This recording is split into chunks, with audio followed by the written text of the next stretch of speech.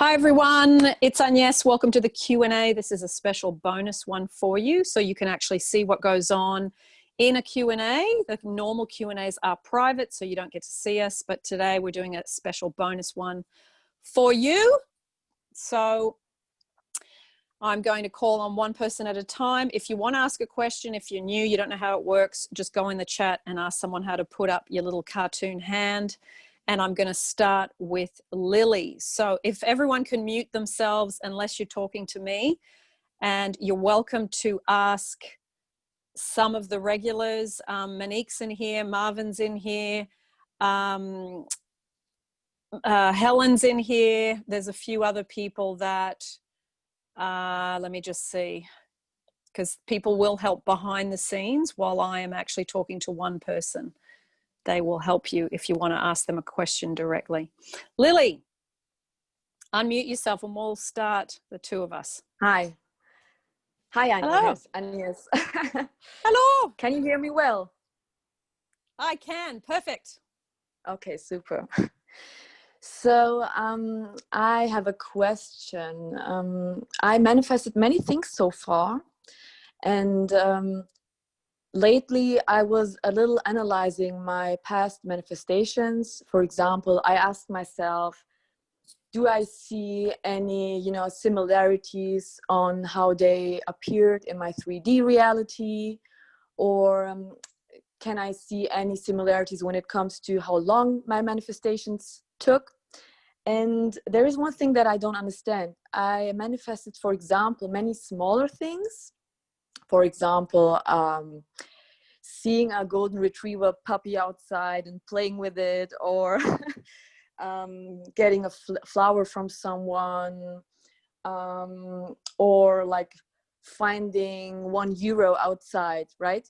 So these smaller things sometimes took me like 3 weeks to 3 months. And I have one SP manifestation. It's about an ex, and for me, this is, of course, something that has to do with a lot of emotional attraction and so on. So I'm asking myself, when I need for a golden retriever puppy, like 3 months, what does this say about my SP manifestation, And I'm manifesting him now for maybe 5 months incomplete. Can you tell me something about this? Or, is there really a divine timing, like Neville says? Do we just have to wait and trust and it will come in the perfect moment? Or does this really have something to do with our limitations and negative beliefs and everything? Good question. I think there is, as Neville talks about, the appointed time. I think it's different for everybody. We don't actually see how long that is. So we do have to keep working on ourselves, keep working on living in the end. If you follow Neville, keep working on, I think, self-love, most important thing, the foundation. So we're not trying to get love from somebody else. And we learn to take that self-love into a relationship. And look, if you talk to anybody in here that's manifested a specific person, 5 months is not a long time. Marvin's nodding his head. It's not a long time, Lily. You there? I think I've lost you. Lily, if you're in here, you might want to unmute yourself because I can't hear you at all. I can see you, but I can't hear you. There you are. Okay, so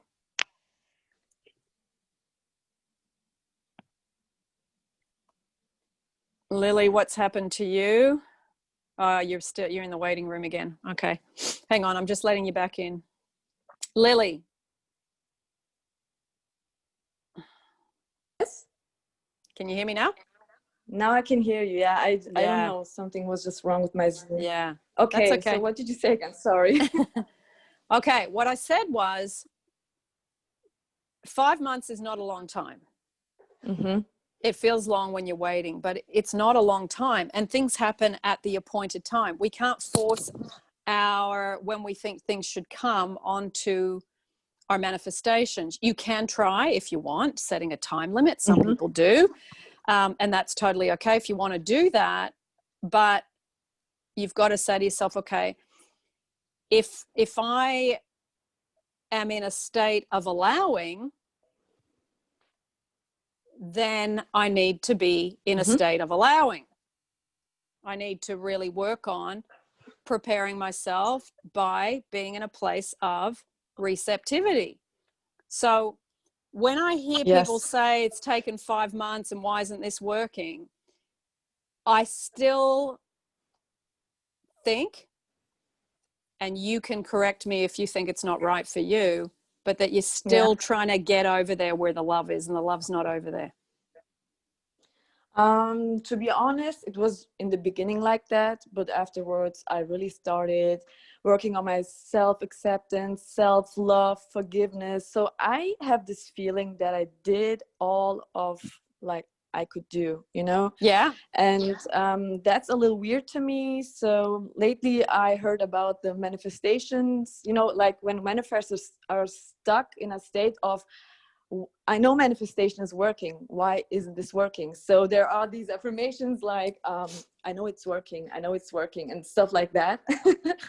So I tried this a little bit, but it's still weird to me because, for example, when I manifest a €1 coin and it takes like, I don't know, 1.5 months, then I'm like, why did it take 1.5 months? I don't have any like negative beliefs about that, no limiting beliefs.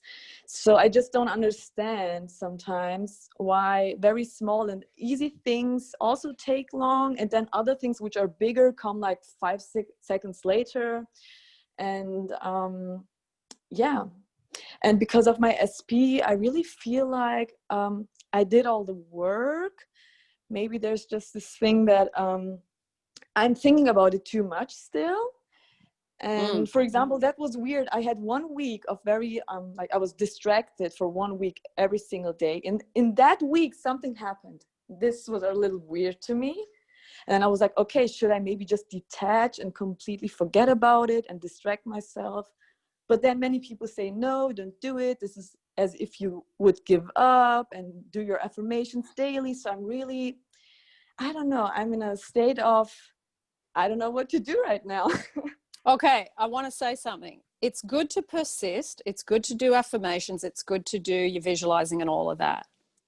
But you can't use the law of attraction to force a manifestation. Okay? That's missing the point of allowing. Okay? We can't dictate, you're going to give me this, and I think you should have given it to me because I've done under 6 months now. I should have got this by now. The universe does not respond to entitlement or I think I should have got this by now. It does not. It responds to surrender. It responds to letting go. It responds to allowing. It responds to trust. It responds to faith. It responds to you stopping having your foot on the back of the universe's neck. Oh, okay. Get your foot off the universe's neck. Okay, yeah, this is probably So maybe I should just relax a little bit more, right? Not a little bit more, a lot more. Okay. And one last question, this is very short. When I visualize and do my visualization sessions and my affirmations, when you say let go, should I let go just really for a period of time and do nothing? Or can I visualize like once or twice a day and then in between let go, you know, throughout the day? Letting go is putting your full attention and focus elsewhere. So you do your imaginal scene, you do your visualizing, then you go to work, you focus at work. You go have coffee with a friend and you focus having coffee with a friend. You really listen to them. You don't get preoccupied with, oh, I wonder if I've had my phone down on the table for a half an hour. I wonder if when I flip it over, there's going to be a message there. You've got to be more in mindfulness and being present, because this preoccupation tells you that you still think love is over there. Okay. That is what you got to look at within you. Why am I looking at the 5 months? Because I still want to get love from them. That means my self-love isn't as good as I think it is. I still got to work on the self-love, and I still got to try and let go of, I should have got this by now. You know, Yeah, when you that's get it, you get it Mhm. when you really are. The universe doesn't give two craps about whether you think you've done enough work or not. I can tell you that because I said to the universe at least 100,000 times, I know I've done enough work now. And it was like, well, there was nothing on the horizon. Yeah. Because Okay. the universe doesn't gauge by what you think you have done enough of. I can tell you that. Yeah, that's true. Yeah, I also realized I wish that. it did. I wish it did, Lily, but it doesn't. Yeah. Yeah. No, that's true. Probably all of my other manifestations, they always appear when I'm in flow and when I just don't think about it and go very normal throughout my day. And then they're just there. Yeah, Okay. letting go and allowing is huge. It's like the techniques are part of half of a nut. The other half of the nut is the one that people don't use enough, I think. And I'm telling you that from coaching people and from the emails and all that stuff. It's the surrender, letting go, and allowing and trust, because it's all inactive stuff. Surrender means you got to just pull back and sit. Letting go means you got to go and do something else. Allowing means that you go, you know what? I trust myself. I trust what I've projected. I've used the law of assumption, the law of projection. I've projected it out. Now I'm going to, it's like nature. Germs. Seeds have to germinate. That's what I was trying to say, Nancy. Seeds have to germinate. No, I've got Nancy laughing up at the top. Sorry. No, it's okay. Yeah, so you have to understand the cycle. It's got to be, you plant the seed, it's got to be watered, the sun has to come on it, and it's got to go through a process of growing. This is the same, but it's growing in you, the trust, you got to let go of stuff, doubt. When's it going to happen? How's it going to happen? My anxiety, my fear, my worry, my bad dreams. That's all the stuff you got to let go of and get to a point where you're in a place of peace.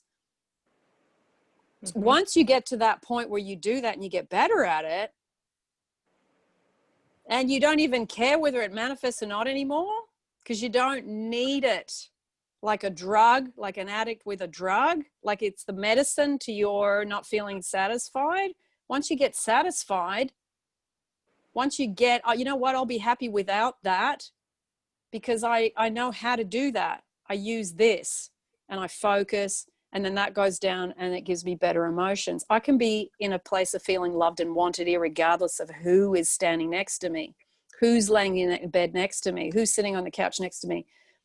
That's not in their control. That's in my control. Yeah. Yeah? Yeah, that sounds good. Yeah. Food for thought. Okay, so more allowing and just going with the flow throughout the day. I will try that. Okay. Yeah, try that. See how you go. Thank you. My pleasure. My pleasure. Good question. Hi, Justice. I just realized I saw you there. You've popped up on my screen. Just saw your happy little face. B, you're next. Hi, Agnes. How are you? I'm good, my lovely. B, I forgot to ask Lily where she was. Lily, just pop up on your little chat. Where are you? And B, where are you? I like to know where people are around the world. It's always interesting. I'm actually near you. I'm in Uxbridge. You're in Oxford. You're just up the road from me. Where are you? Now? I'm in North London. Still in Tampac Lane? Yeah, near Turnpike Lane. Yeah. I need to make a visit down there because they've got the most amazing restaurants down there. So they do. Good Turkish ones. Turkish I know, restaurant. Tarnshish is my next on the list. I love Turkish food. Me too. Yeah. What's your favorite food? Look, I've got a long scroll of favorite Turkish food. I think I eat everything. Especially the bread. Oh, their bread is amazing. So that was a bit about my self-love as well. I was like, you need to eat really good, nourishing food. So Turkish food has a big part of like my self-love because I'm quite creative and I just love it. Like just eating good food, expressing yourself. I think food is a form of art. Yep. So I don't want to waste anyone's time, so I'll get in straight away.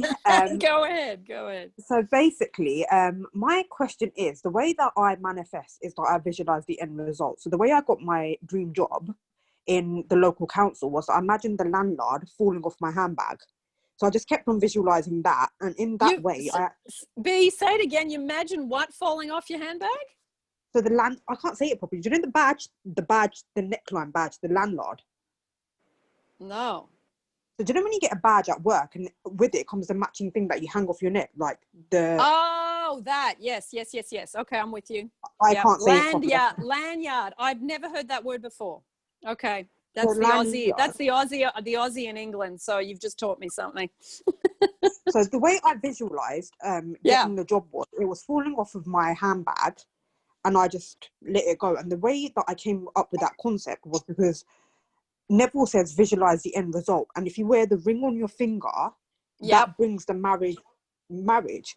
So I've got two questions that are one after the other. So I got into this place of self-love where, like I said, I was eating good, nourishing food, making sure that I was going out for walks. So I was getting the cardio that I needed, the exercise that I needed, and working on my creativity. And for me, creativity is about food, but it's also about fashion and makeup and expressing yourself, because makeup is a form of art.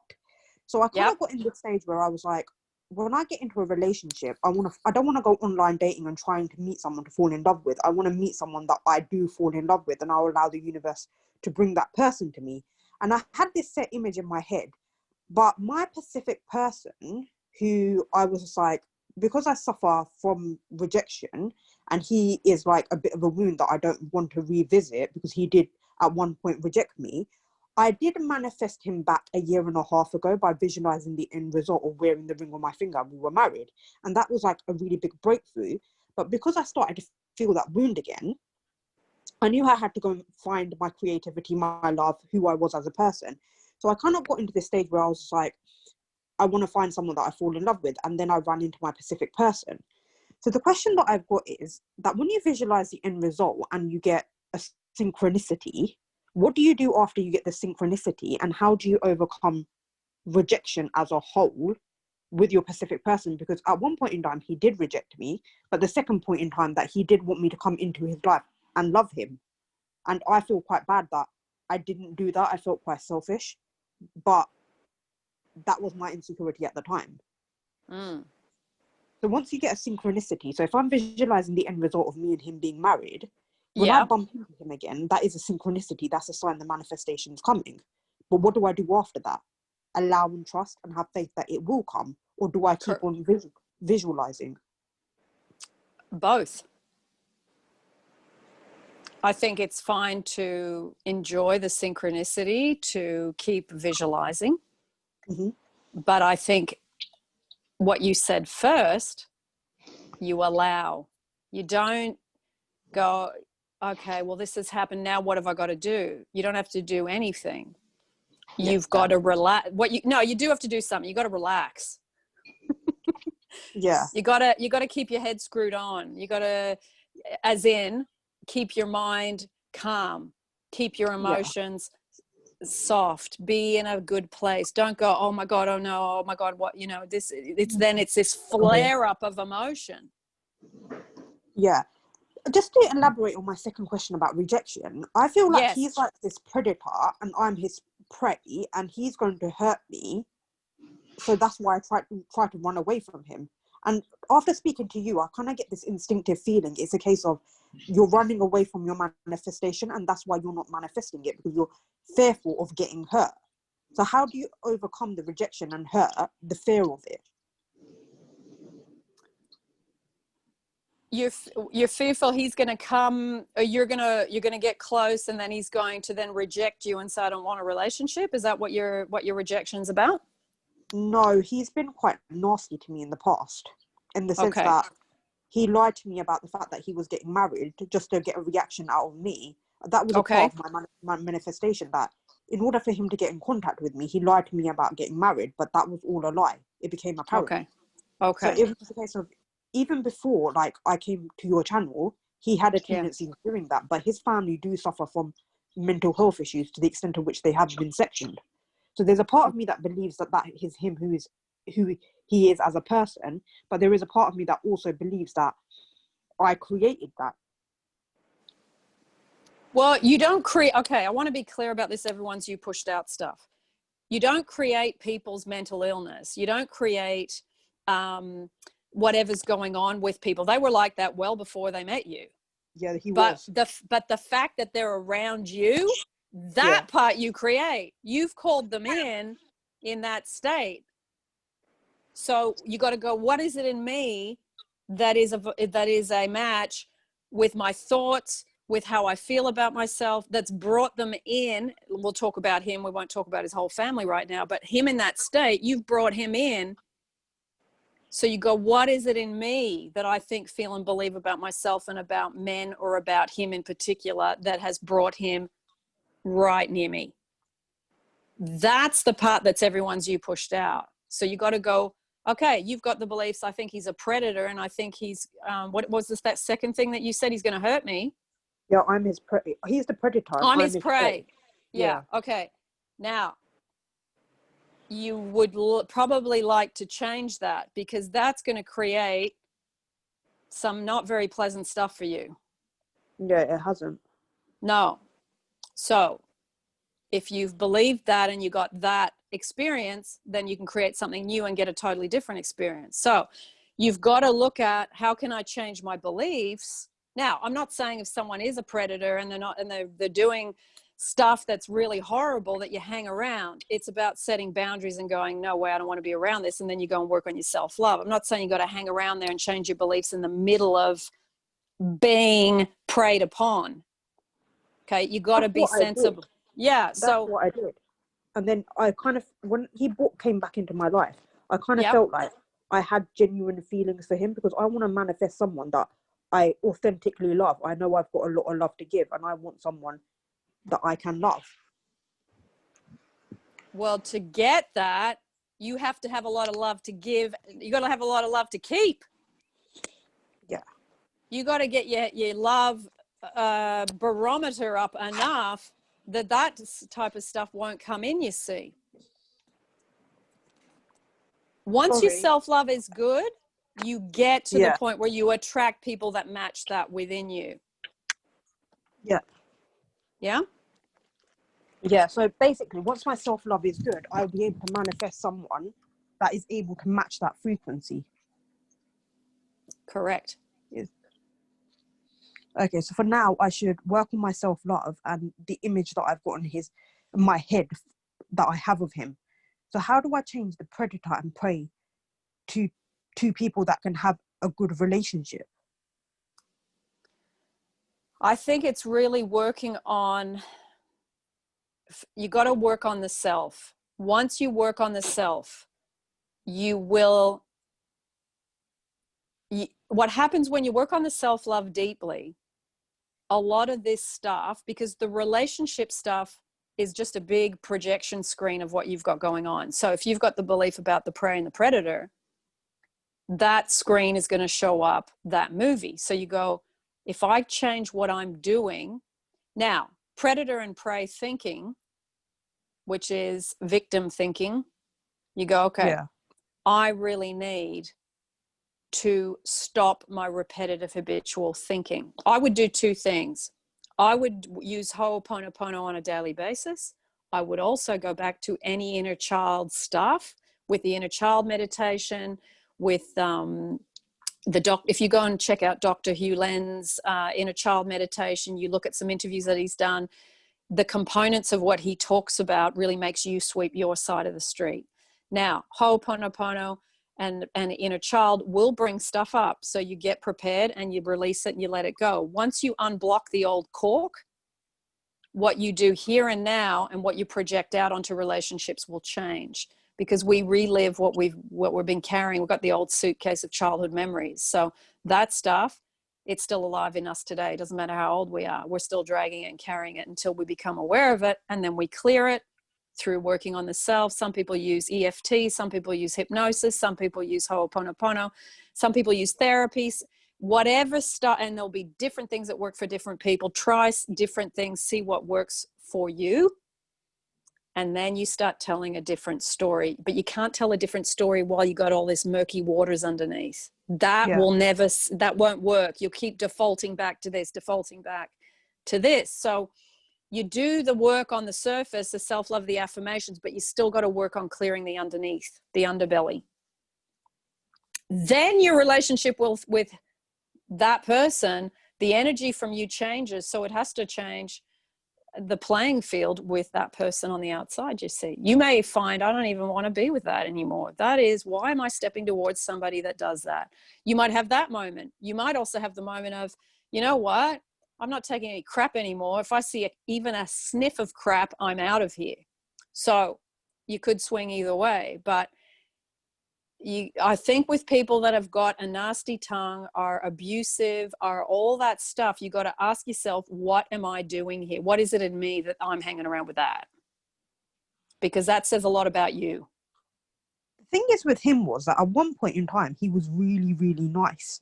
And I think, and without everyone is being pushed out, it was my insecurities that I was projecting that on not even a subconscious level, on a conscious level, that brought the negative side of him, and that's why the relationship didn't work out. I'm now working on myself. So you've given me really good advice that I need to work on the inner child, and I need to work on the pono. Sorry, I can't say that properly. So that's okay.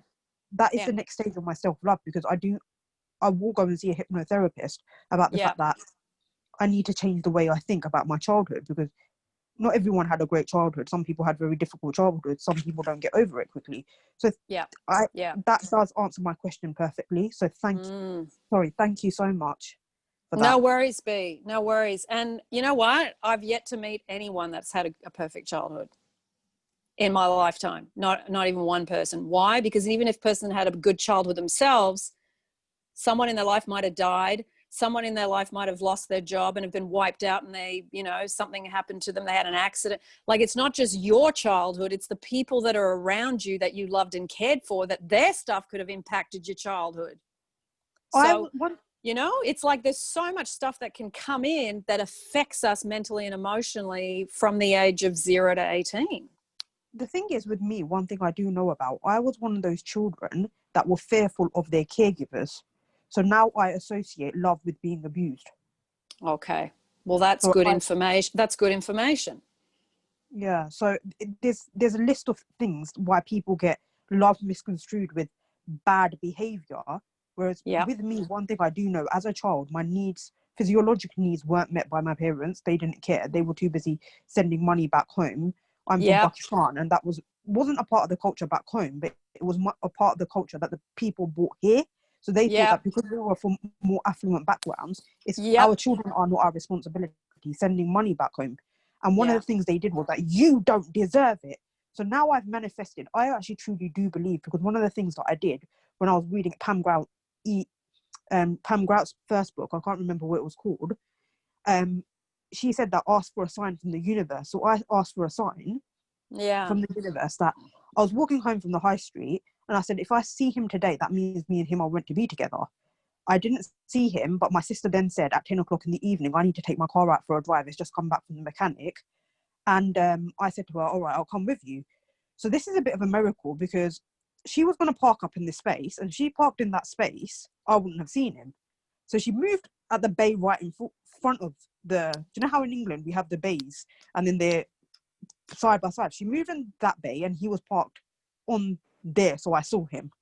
So I do know that we do have a lot of work to do, but I'm just waiting for the manifestation to happen. But you do have to be at the pinnacle point of your self-love in order to understand what is right and what is wrong, and what you're willing to accept and what you're not. Otherwise, if you're weak, and I kind of say this as advice to everyone, when you are weak and vulnerable and you think that you will get that person and everything will be fine, it's not. They will run away from you. My Pacific person ran away from me when my self-love and my mental health wasn't at the pinnacle. Nobody's going to come along and love you and just sacrifice everything for you, because I manifested a very good person that did love me, and I ruined it. We were both not innocent in that situation. It wasn't just him, it wasn't just me, and I do know that. But B, rather than saying I ruined it, just say I didn't have the knowledge or the skills to hatch it to the next level, because I ruined it was like, it's like self-criticism, and you just beat yourself over the head. So, I mean, I had 5 relationships and screwed up every single one with a third party. you know, like even when I knew what I knew, I still wasn't able to hold the I'm first, best, and I'm loved and I'm wanted long enough to keep that in check. So The thing is, you with know, me, like we can't do any better than what we can do because our childhood still hasn't been offloaded. You know, we try. It's tough. It's tough sometimes. It is. like I went through that stage with the third party with my Pacific person as well. And then Yeah. when I got to a certain stage, I was like, he came back for a reason, and he came back because he knows that you are better than the people that he's come after. And I think it was because for the past year and a half, I've been working on my self-love, and it takes a long time to get there. Yeah. Especially when you haven't been loved by your parents to understand what love actually is. But you do have to focus on eating good food, because if you're not eating good food, you're going to feel like crap. If you're not getting enough exercise, your body's not working and your vibration is going to be low. So it is a case of you do have to love yourself and understand what is right and wrong. And if you don't look after yourself, how are you going to understand when someone is looking after you? Yeah. Or if you're not looking after yourself, you look for someone to look after you. And then eventually they burn out and get resentful, and then they take off and go, I'm sick of it because you're acting like a child. And I have not only my own self to look after, I now have to look after you as well. So, and if people have children already of their own, they don't want that extra job. They don't want that yeah, job. it's, look, it's an interesting subject, but I think, you know, we've had so many conversations about it, and I will never stop talking about it. But I think once you really deal with your self-love or lack of self-love, and you really work on that, like what you said, the physical stuff, I would add in getting enough sleep, because when you're tired, you're grumpy. When you're grumpy, you're negative. When you're negative, you crash and burn and you manifest stuff you don't want. So even just basic enough sleep is something that is a huge but quite easy thing to correct if you allow yourself. You know, even on a week, even if you've got a really heavy duty job, you go, I'm tired, I'm going to sleep on a weekend. It's a Sunday, it's 3:00 in the afternoon, I'm going to bed. You know, And it's just the, I have a heavy hectic job, and you have to understand that even in jobs there's limits. You have to say to your manager that you're basically taking the piss by giving me so much work. I can't do it all. And that is a part of self-love. It's about setting boundaries. Otherwise, if it is. And if you work on, I am valued and appreciated and respected while you're doing that, the jobs will do that to you less and less. I do agree with what you're saying, but you also have to know what the boundaries are and have to stand up for yourself. And that's what I've learned. You do. And I think sometimes you will outgrow a company or a workplace because they're at a certain level that they will keep doing that to people. So they'll find someone new that's an overgiver to fill that role. And then you have to move on because you don't want to be an overgiver anymore. So yes, I do think even though you're working on it, you do need to set boundaries. I agree. Okay. Thank you, Agnes. My pleasure. Good question. I love it too, darling. I love it too. I love it. And hopefully next time I'll give everyone good news on how to manifest a Pacific person like I manifested a Pacific job. There you go. There you go. That's the spirit. Now, for all of you guys in here, I want to introduce you to a friend of mine, Nancy Joyce Hunter, who you can see has her video on. Her and I met back when we first did our coaching courses, and she is from London as well. And so I've asked her to come and join us. And let Nancy, you want to unmute yourself? Hello, Nancy. Hi, everyone. Hi, Agnes. How you doing? Good to see you. Nancy, do you want to add anything to what anyone said tonight? Do you want to add in anything that jumped out at you? I think everything that you've said and what Marvin and Joshua and other people have put into the chat, I think that, pretty much it's been all said. I mean, it's, there's all different techniques that we're, given to be able to surrender and let go. This is a biggie, surrender, go. And as time goes on, you realize, how much and how important that is. And for me, it took me a while to understand how that actually feels in the body. Yeah, for sure. Now, for those of you that have read my books, Nancy was at Emerald City. Did we say your stories in Emerald City? Yeah, Nancy, I'm going to interview Nancy soon because she had an amazing story. She went paragliding and had a unbelievable fall and repaired her body. And when I met her in the coaching course, she was still bedridden and she was doing the coaching course. So I'm going to interview Nancy soon. Those of you, Nancy, what was the story called in the I can't remember. Can't remember? Oh, well, we'll announce it when we do the interview. We'll announce it. Josh, yes? Is it the verdict's not guilty? Is that your story, Nancy? Yeah. That's Nancy. Yeah, that's it. Well done, Josh. You get an A+, darling. Well done, Josh. It's only because she referred your story to me that I remember it. Yeah, yes, that's right. That's right. Now you get to see her in the flesh, Josh. You get to see her in the flesh.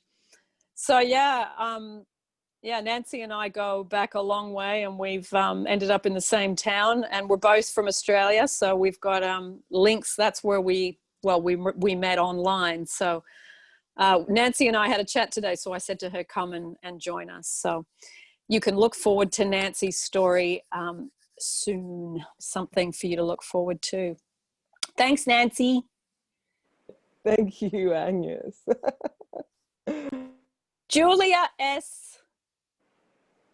Good morning, Agnes. How are you? Good morning. Where are you, darling? I am in Sydney, Australia. It's like 7:15 here in the morning. It's so Good early. morning. Good morning. I'm trying to get back there, but they've cancelled my ticket. I can't get back. Oh, no way. Really? Yeah, they've cancelled my ticket. So yeah, I'm in London for, well, however long until they tell me I can come back. You should come here. The weather's actually starting to be summer now, which is really good. It's only October. I know. My mum told me this morning, so she was very, very excited. So just to give a bit of context to my story, so my specific person and I have been dating since 2015, and we had a couple of short breakups during that time, but our most recent one happened at the beginning of June, and I discovered Law of Attraction in your channel shortly after. So in the last 3 months, I've successfully manifested him back and have reestablished regular contact, including texts and calls, seeing each other once a week, and calls me by my pet name. So we are pretty much almost back to how we were before the breakup. And he even invited me to his niece's christening in August, which is pretty much a massive step for us. And I'm at peace with where we're at now, and I feel like we will be officially back together soon. Ultimately, the bigger picture for me is to be in a loving, committed relationship with him. So I've got 2 questions. So my first one is, what would be the next step now that I've manifested him back into my life? Obviously, continuing self-love. Should I keep persisting in affirmations and allow him to be the one to bring up the topic of commitment? Or should I take inspired action when it calls for it? I would keep working on yourself, and I would keep suffocating him with freedom. 100%, definitely. I'm not forcing anything. Yeah, don't force anything. If there's one thing I do know about men, and we'll see what the men say when I say this, that the more freedom you give a man, the more playful you are, the more you're just having a good time in your own life, the more attracted they are to you, and the more they want to give you a commitment. Exactly. And I found that now that I took a massive step back, because I was the one that was the over contactor in our relationship. So as soon as I surrendered and let go, that was when he was coming towards me. He was initiating all of our texts, all our phone calls. He even initiated our first meetup as well. So I'm seeing positive results, and I'm sort of at the finish line now, where I'm just want to like keep persisting and like almost like get to the end, obviously when the appointed time is. Yeah. And I think, look, being female, I am going to say this, but men are very easy to please. They are 100%. You don't create a lot of drama. You just feed them some nice food. And you let them do whatever they want to do with their friends when they want to. I mean, it's not about letting them, because it's not your child, but it's just don't have an interference about it. You know, my partner will go out and I'll say to him, he'll say, oh, look, I'm going to be a bit late. No worries. Take as long as you want. I've got stuff to do. Oh, okay. So he's like, oh, I'll get back as soon as I can. It doesn't matter. Just take your time. Exactly. Take your time. Now, if you keep doing that with that attitude, and if he comes and says, you know what, I think maybe we should have a commitment. No, let's just wait a little bit. This is so good right now. Let's slow it down. Women are always trying to go too fast. Men are slower. So Not always, but a lot of the time. Just relax. Enjoy the time where you're not committed. Really enjoy the time you're not committed. It's a good thing. It's as good as being committed. I can tell you, I've had both. It's not like I got to get the commitment, because it's not the security. They are not the security. Bring your security into the relationship. Bring your playfulness into the relationship. Bring your sexy undies into the relationship. Bring your whatever, the fun, the joy, stop this. I got to talk about the relationship. Women, we do that too much. Honestly, it's really, Yeah, 100, definitely. We try too much with that. I need to talk about the relationship stuff. I'm not saying never talk about it, but the intensity that comes with need and trying to nail the guy to the floor, that's what men and the drama that comes with is the energy behind that's unattractive. If you remove that energy and you don't try and nail anything down because you want to feel secure, I can tell you, people get married, there's still no security sometimes, even when you've been married after 10 years, because the security is, even when you're married, you still got fears. You got doubts. You got fears of other women, or what if he, what if he, what if he, what if he. That doesn't change when you get a piece of paper and a ring on your hand. I tell you that because I've been married. It doesn't change it. When you're insecure, married or not. It just, it doesn't change it. That's right. And correct it within you now, then you take bring the security in you to him rather than looking to him for the commitment. Yeah, that's what I did before. And that was what led to our breakup, because I had so many people in my ears, like family and friends, saying, oh, you've been together for 5 years now. Like, are you guys going to get engaged? And, blah, blah, blah. And all this stupid negative talk was just clouding my mind and my judgment. And, that's what I guess kind of manifested my breakup, because I just had all those doubts and insecurities and fears about him.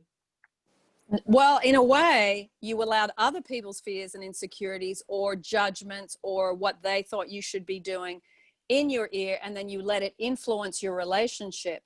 Do not bring other people into your relationship. That would be something I would say. Yeah. You got to stop when you get to a certain age.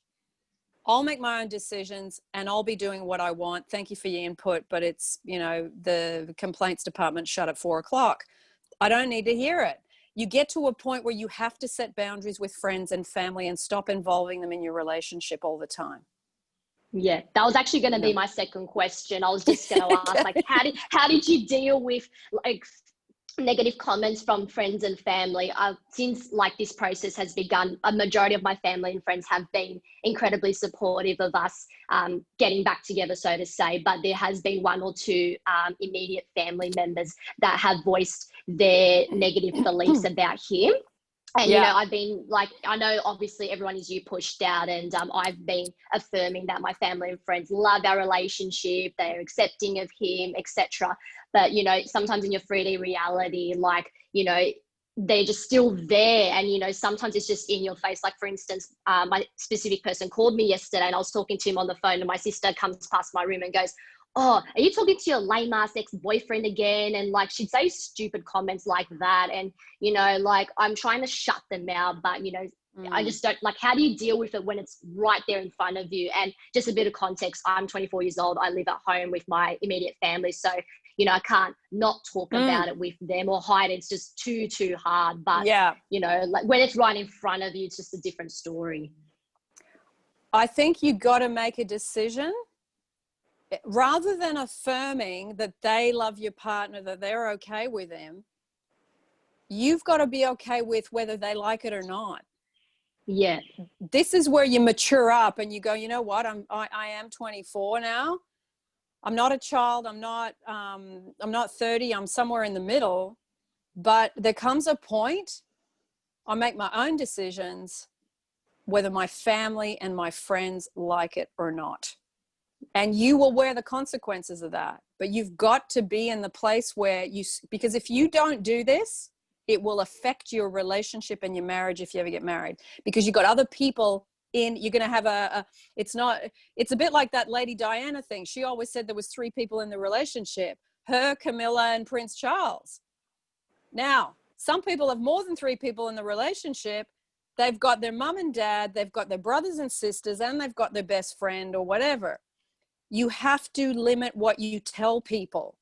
You've got to get where you stop looking for outside reassurance from family and friends, and you shore yourself up from the inside, and you start to trust yourself. I'm not saying you never tell anybody anything, but women, we talk way too much to external sources, especially in our 20s.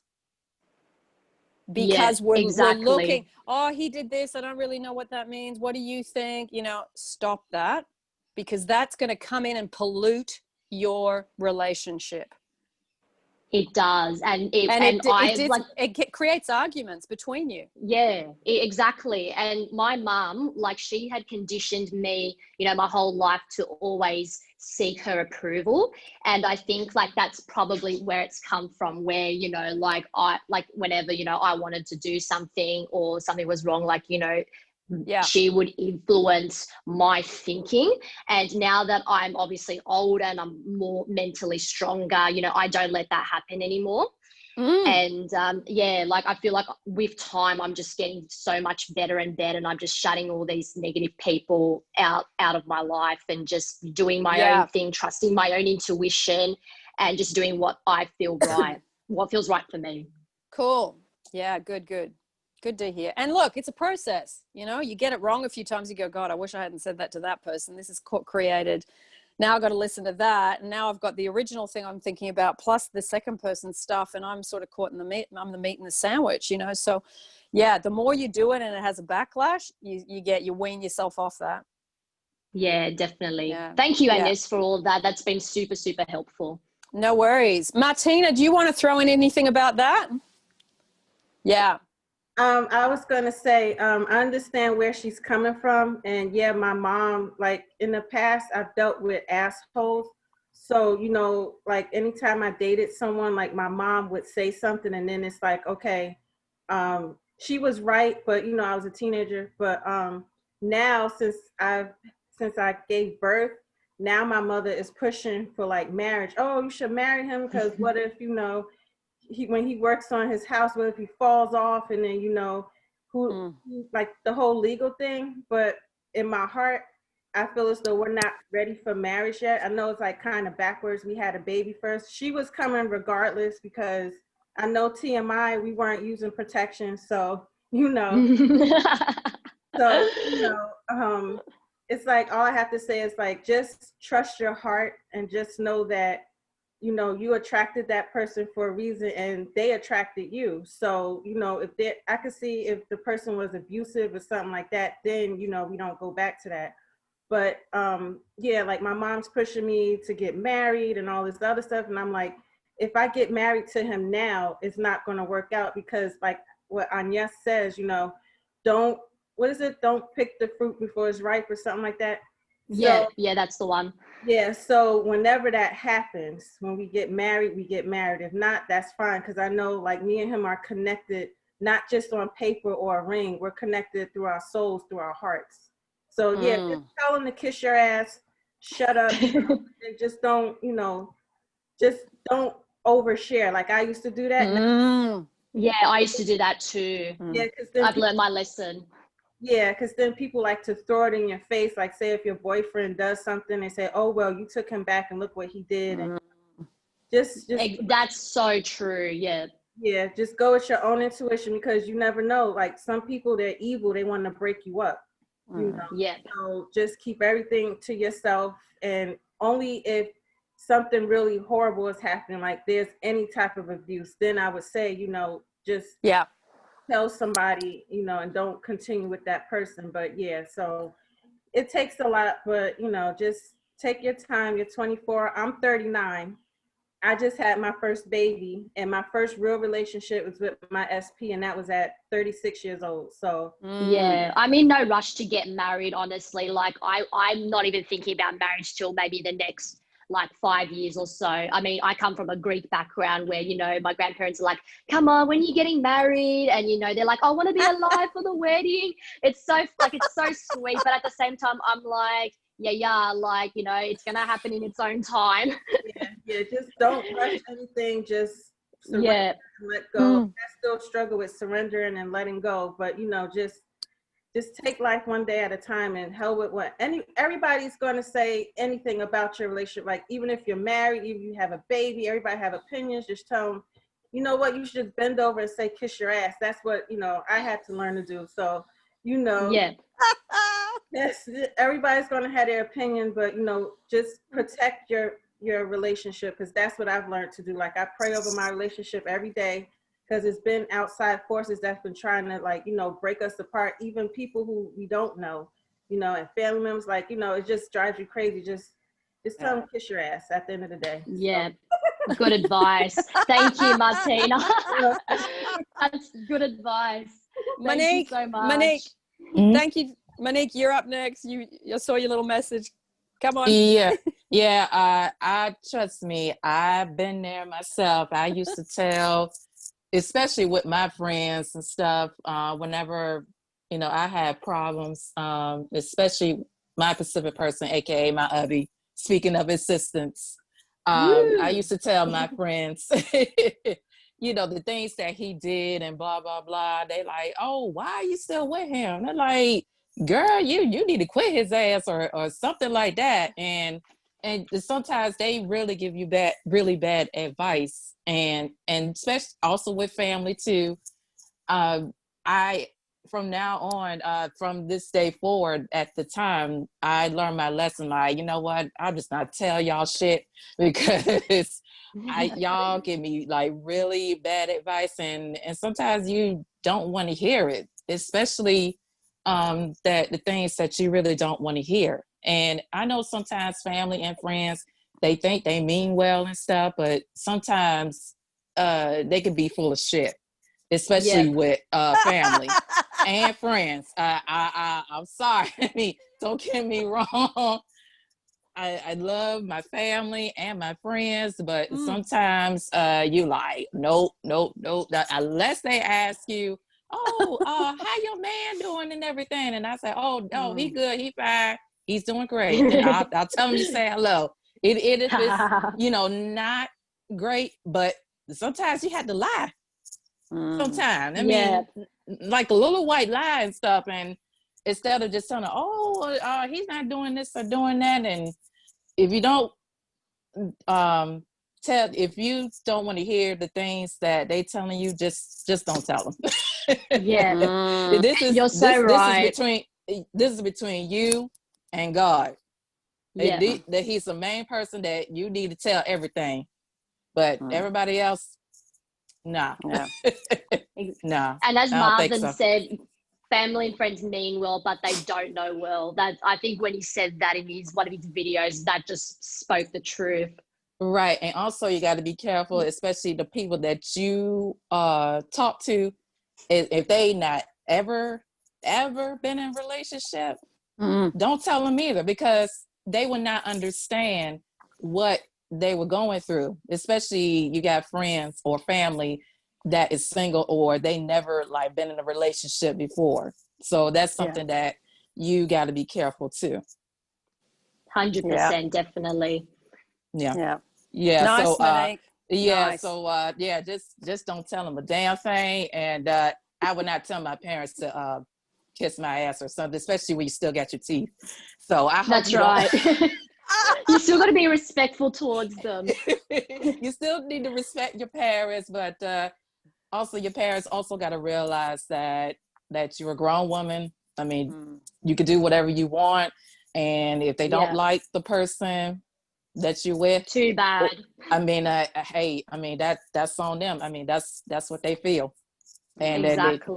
they can feel whatever they want to feel, just like you feel whatever you want to feel, and your friends feel whatever they want to feel. But it at the end of the day, it's still your decision. Yep, definitely. In Australia, we say bugger off. It's your life. It's your decision. Yeah. Because God did not put us on this earth to please every damn body. You got to please yourself. Yeah. Well, so said. if you're in the US, you say kiss my ass. If you're in Australia, you say bugger off. Bugger off. Yeah. Gotta love the Aussie lingo. I love that about these Q&As, just all the different ways of saying stuff. It's brilliant. Lovely. I know, too funny. Beautiful. Good stuff. Okay. Thank you, Agnes. My pleasure. Thank you, Monique. Thank you, Martina. Good welcome. words. Good words from the sisters in the USA. Lovely. Hey, Natalia. Yeah. Hey. Natalia, you're up next. Hello, Agnes, do you hear me? Yep. Go ahead, my lovely, when you're ready. Okay, can you still hear me? I can. Okay, good. So my question is that I asked you already last time we spoke, but I need to a bit more clarity on that. And it's about how to be more emotionally available yourself.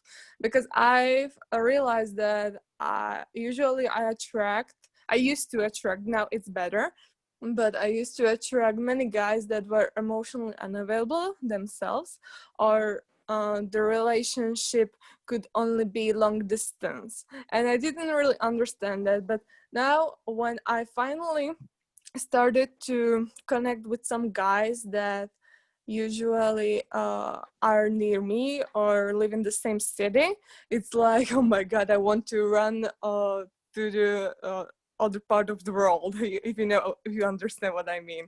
So I realized that I have some kind of trouble with that. How to overcome this? What are you afraid of?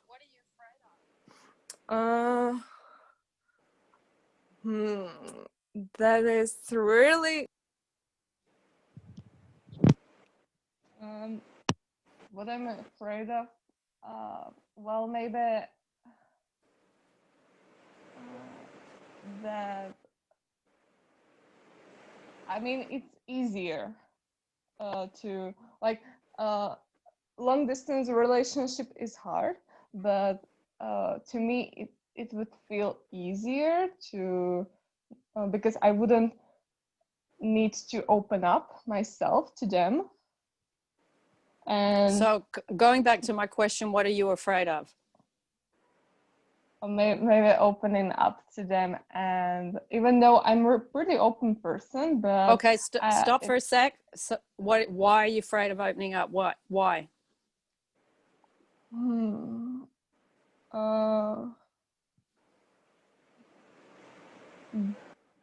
Because then I would need to allow them to love me. Because then I need to let them love me, because when I don't open up, then they cannot, if you understand what I mean, like they cannot fully love me and I cannot fully love them. Okay. If that makes any sense. And is that a good thing? No, that's not actually a good thing, but I don't know how to overcome that.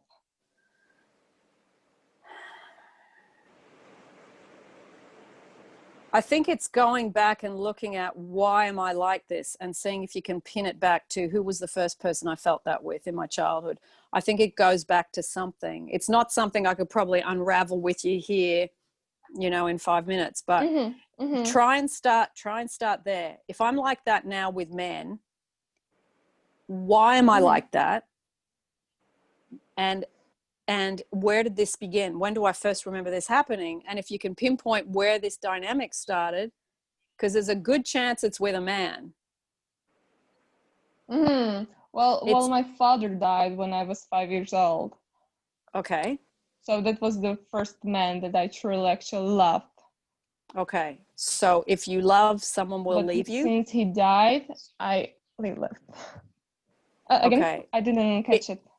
If you love, do you have the fear that that person will leave you in some way, physically leave you? Like they die, they abandon you, they exit, they go away.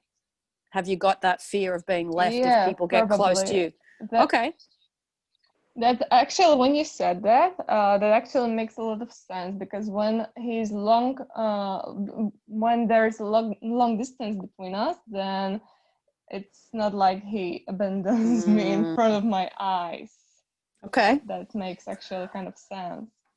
Natalia, I think try and do some inner child work on it. Have a look at some of the YouTubes that I think Marvin and I have talked about inner child stuff in some of our interviews. There's just put in the word inner child into the channel after my name and watch the YouTubes that come up around that subject.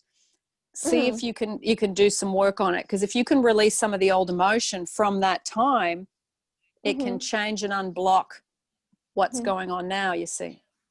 Yeah, because I've already realized, because I know that it could be, there's a big chance that it could be really from my father. It makes a lot of sense. But of course. Yeah, because I already did a lot of work, but I still have some kind of trouble with that, because there was some part of me in the past that I didn't feel like I deserve love, but now I do feel that I deserve love, but there's still like, I'm afraid of it. I'm afraid of the love. So yeah, I probably need to work on that a little more. Yeah, and look, I think, at least you can see it. At least you got a starting point.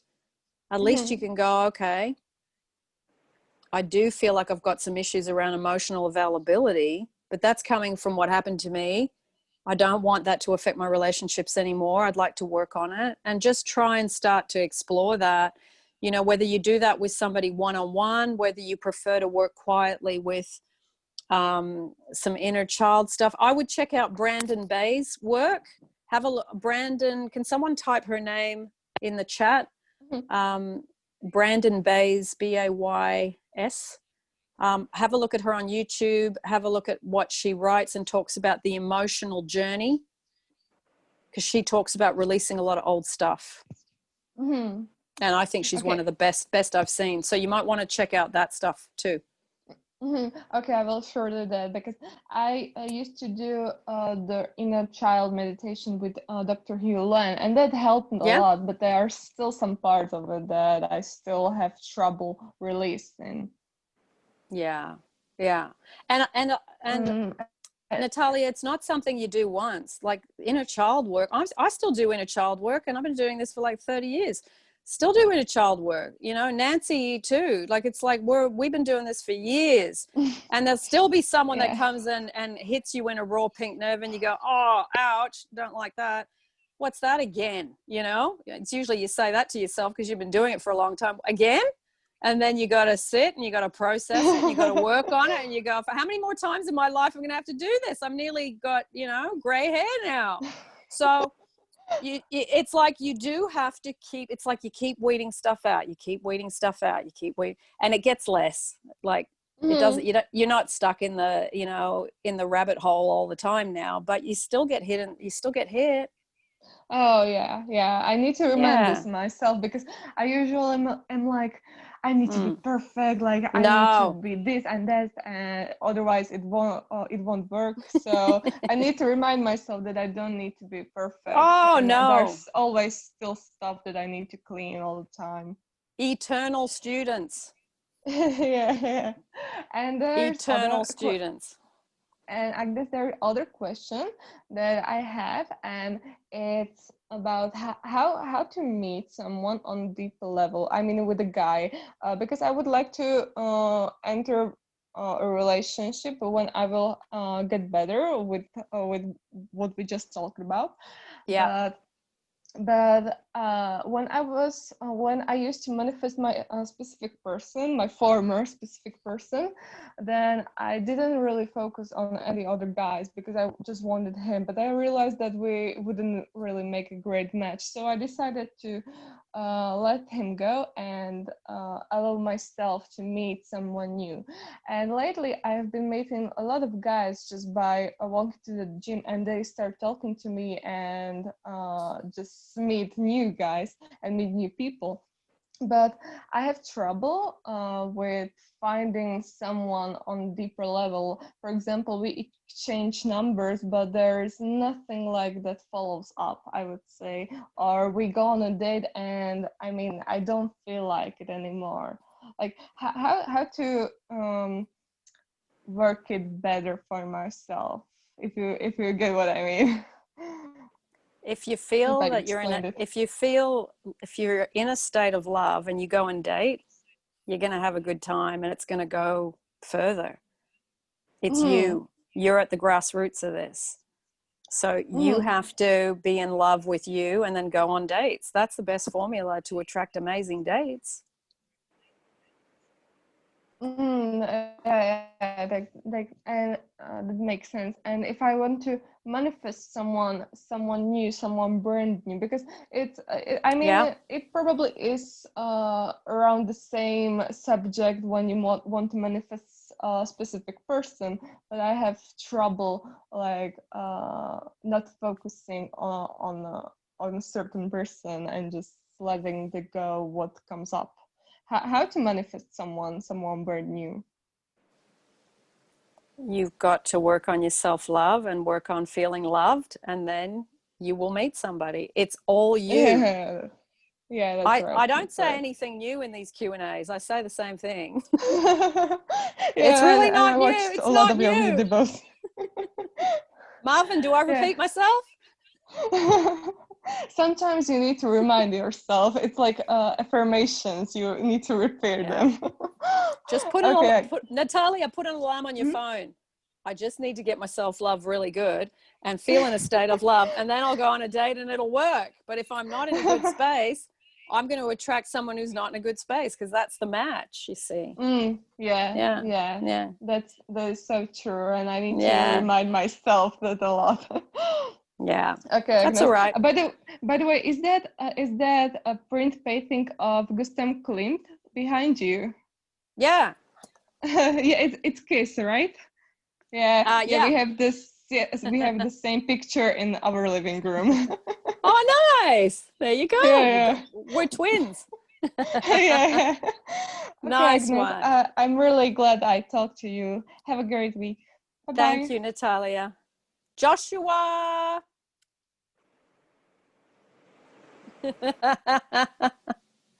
Unmute yourself, darling, or are you chatting to someone? Unless you just responded to someone in the chat. You're right. Okay.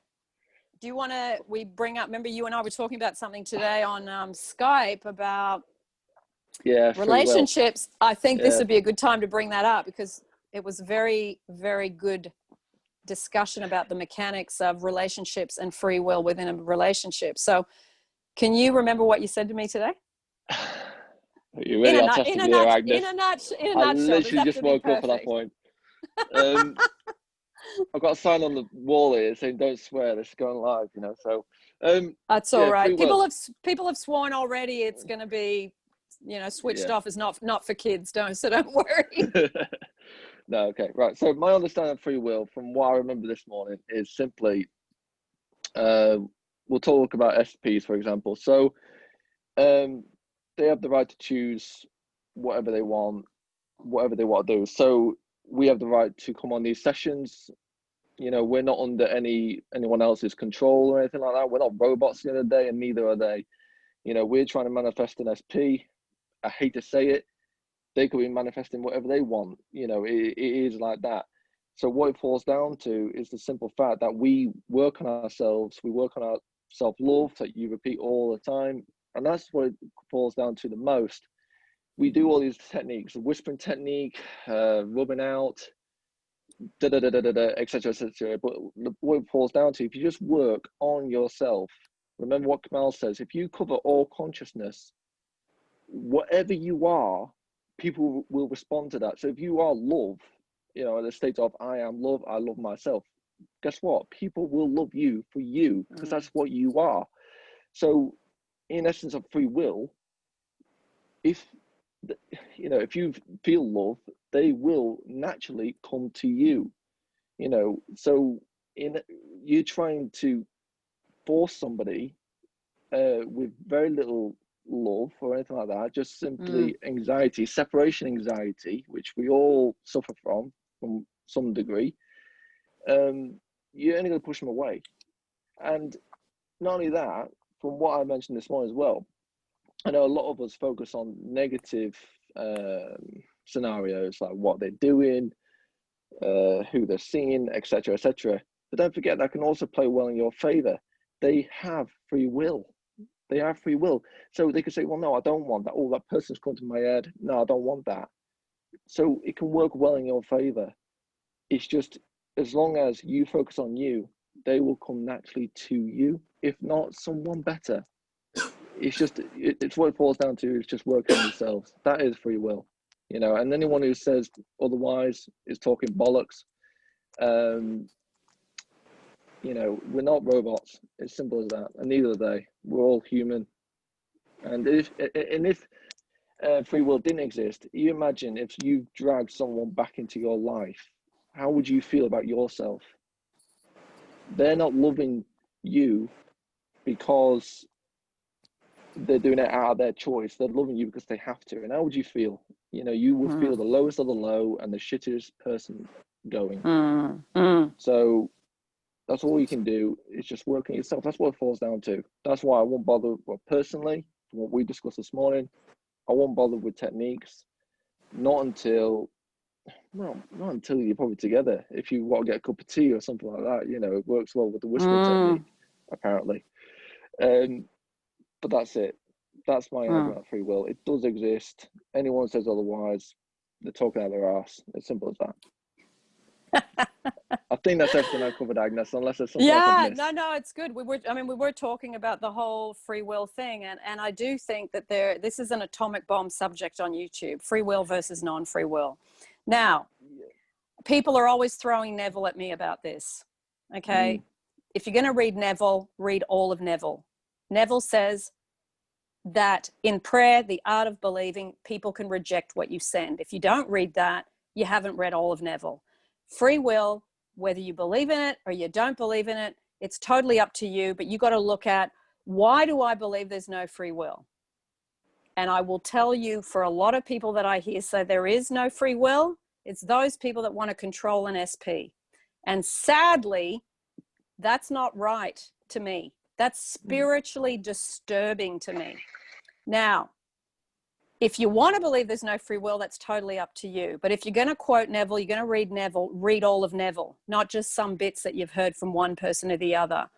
I am barely scratching the surface of Neville after 30 years. Barely scratching the surface. Neville takes years to understand, years to break down, and years when you reread it, you still get totally different levels of understanding. So, people show up in front of you with what you project out. I agree with Josh. I don't like the idea of thinking that I can control someone to love me. I think that's repulsive and spiritually sick to me. My specific person lays in bed next to me because he wants to be there, not because I controlled him. But did I influence him to be there? Yes, because I grew in my self-love and my self-worth. When you listen to people about manifesting an SP, please listen to people that have got one. Please listen to someone that's still got one. Because everybody can talk out of that part of their body standing on a soapbox and quote Neville or quote something, and they're not living it. So make sure you ask the questions of whoever you're listening to. Have they actually done it? Are they still doing it? And are they, you know, just coming into this knowledge? Because a lot of harmful knowledge is free in law of attraction groups from YouTubers. Now, I don't want people to get to the point where they're listening to advice and they think they can go and control a specific person. I think that's actually quite scary and disturbing. Because if you are going down that track, which is coming from control, trying to force, trying to manipulate, and trying to get, you got to look at, why am I like that and why am I trying to do that? So as hardcore as that's going to be to hear, that is my position. And I do believe in free will. And thank God the person that wanted me to be their specific person, I had the damn right to have free will to say no to them, because I didn't want to be with that person. And if they had had the power and the control over me, I would have got sucked into the vortex and had to be over there with them, because I was on robotic mode. Now, I know I wasn't, because I didn't pick that person, even though they manifested me in a stadium of 100,000 people sitting next to them without even telling me. And I was repulsed because I didn't want to be there.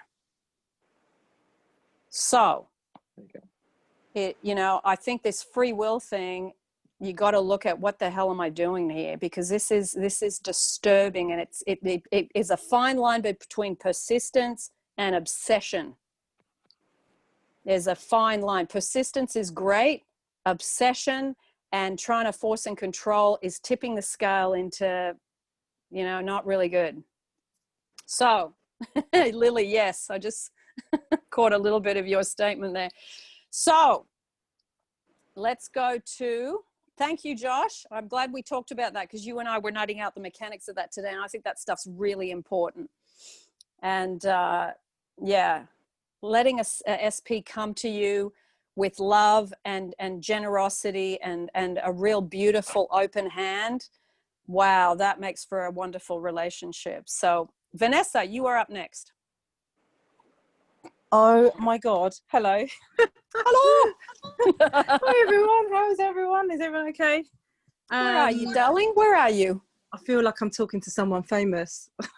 You're not. You're not. Where are you? I'm in Brentwood in Essex. So it's nice and rainy and cozy inside. It is cozy tonight, isn't it? Yep. Yeah, I hope everyone's okay and wherever they are in the world. So I just want to say thank you for letting me speak, actually. And I just want to say you were my email coach 2 years ago, and you actually introduced me to inner child meditations and to other people as well. You introduced me to Neville Goddard, and I broke up with my boyfriend nearly 2 years ago, and I remember telling you that I was dreaming about him, and you was like saying to me, look what you're saying, Vanessa, you want, you're not working on yourself. And so for the last 2 years nearly, I've just been working on myself, and I've done everything, and I've really developed. And I want to just say thank you so much, like really grateful for you, because I actually broke up with my ex, not my ex-boyfriend, I don't want to put that out there, but like with that person. And I remember I was really down, but I listened to there's a guy called Jim Rohn, and he always says, for things to change, you have to change. And so I remember having a cigarette. I know I probably shouldn't smoke, probably for all the healthy people on here, and I'm also into my health, but I do like a fag.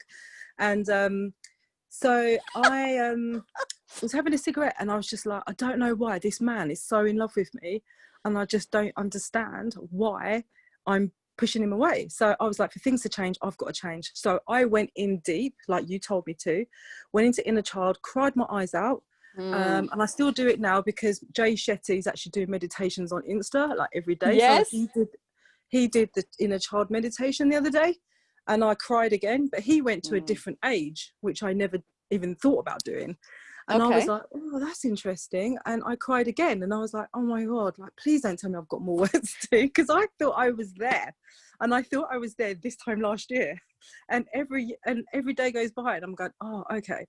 Anyway, I'm waffling. So my background is to this. It's like, thank you so much. I'm very, very grateful. I honestly, you don't realize how many people you help, because you've changed my life.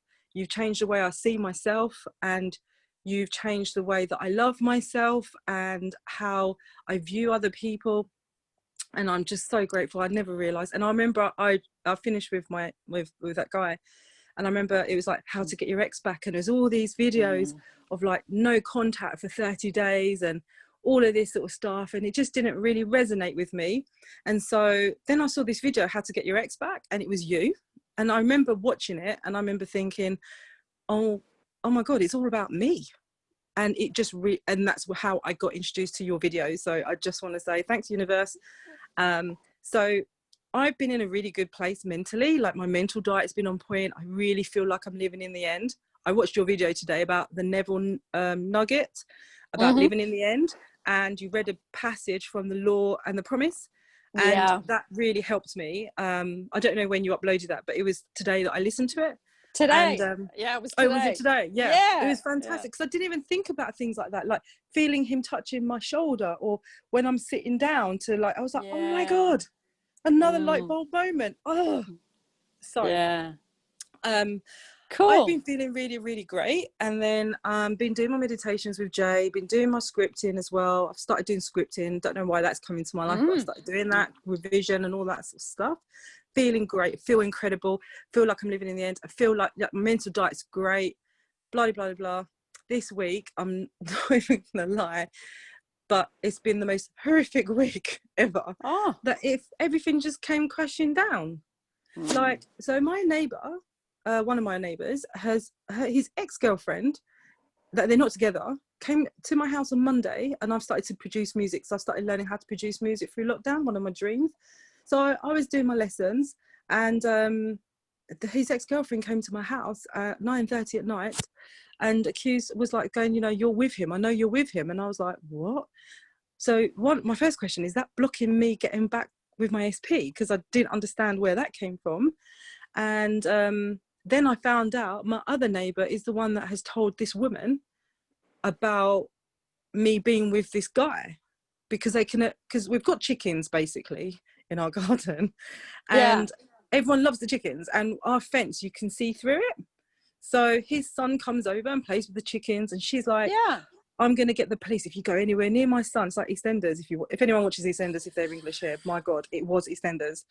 And she was like, I'm going to get the police onto you. Da, da, da, da. Anyway, I found out through me being Colombo, like I actually Colombo that shit out, and I found out it's the other neighbour. And I was so angry. Like, honestly, the last 2 days, and yes, I cried.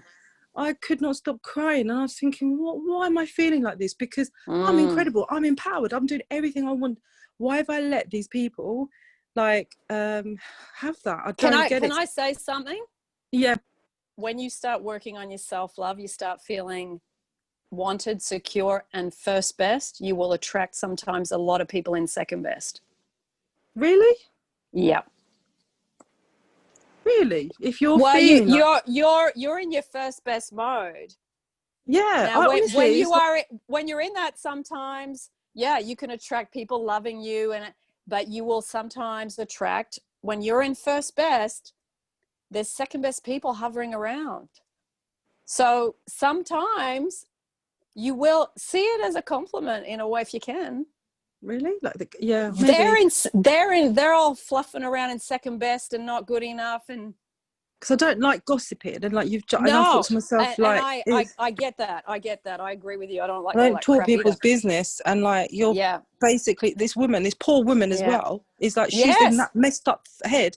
She came to my house twice. Once in the day, but I was out getting my nails done, and then like in the evening. And I thought to myself, wow, someone's planted that seed in her head for her to come over here. Is that terrible? That's brazen to come over here, to knock on my door and then say that. Because I was just like, wow, that's incredible drama that I don't need in my life. So that's got to go. But the thing that made me cry, and this is the thing that I really wanted to ask you, is that I obviously started doing these meditations, and I've thought, you know, like obviously what you put out there is what you're going to receive, and you know, you manifest that, and people you pushed out, I don't know. So I thought, you know, the more that I'm progressing, I feel like my brain is expanding. I don't know if people get that, you know, like it's really weird. It's like your brain's like Lucy, the film, I suppose, where you just know more. Anyway, so I felt like that doing the Jay Shetty meditations, and then I put something up on social media about the meditation side of things, and this guy who I don't know, he just commented and saying like, you know, about meditating. And my friend did meditation, and he was on such a high.